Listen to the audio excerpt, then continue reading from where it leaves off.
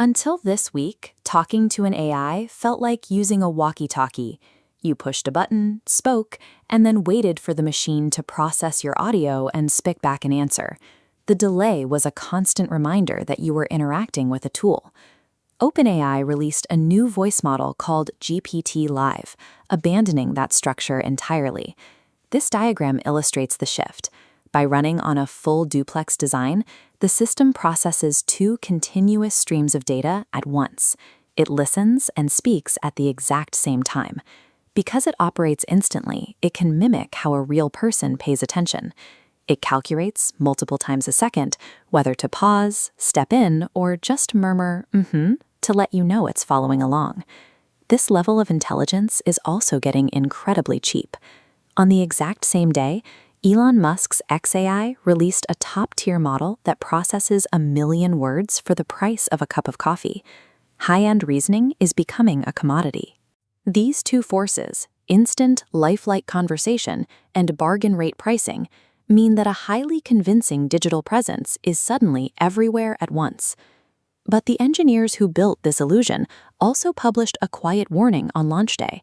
In their own safety documentation, they outlined a specific risk that users might come to rely on the model emotionally, using it as a substitute for real human support. This chart shows a test measuring that risk. The old voice scored 0.88.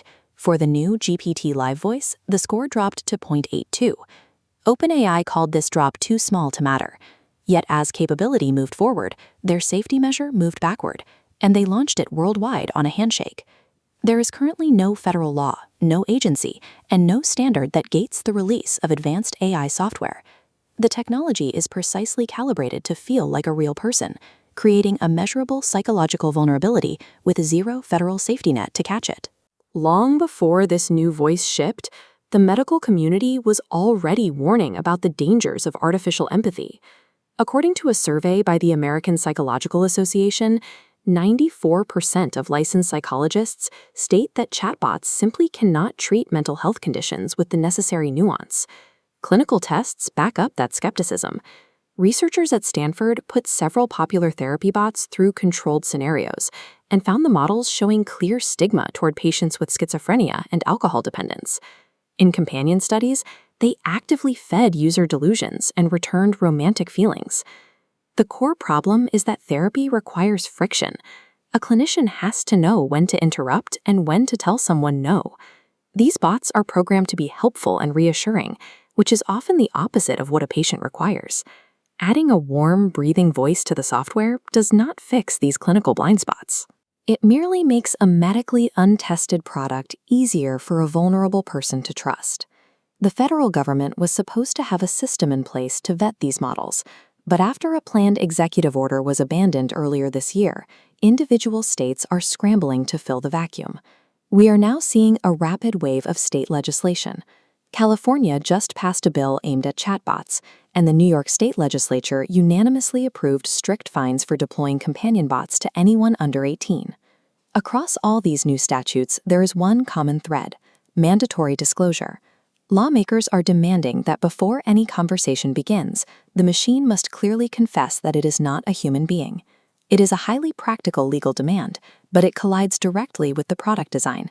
When a bot uses a full duplex design to murmur and sigh in your ear, the goal is to make the machine feel like a presence, not a program. State laws are fighting to maintain a clear boundary between human and machine, while the technology industry is pouring billions of dollars into making that boundary harder to feel.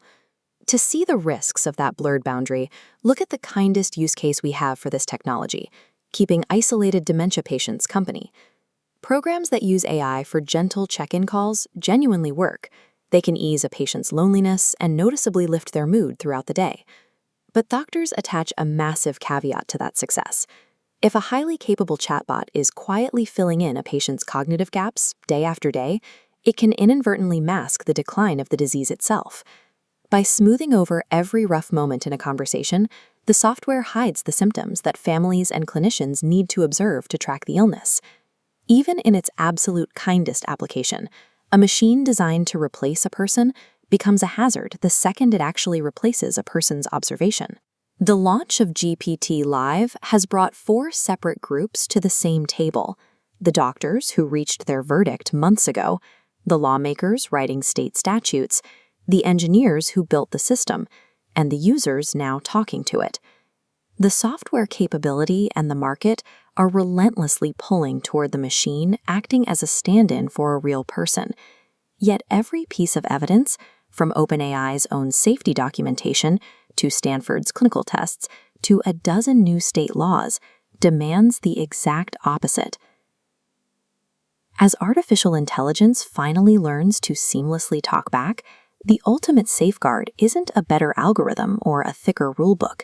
It is simply refusing to let a vulnerable person talk to the machine alone.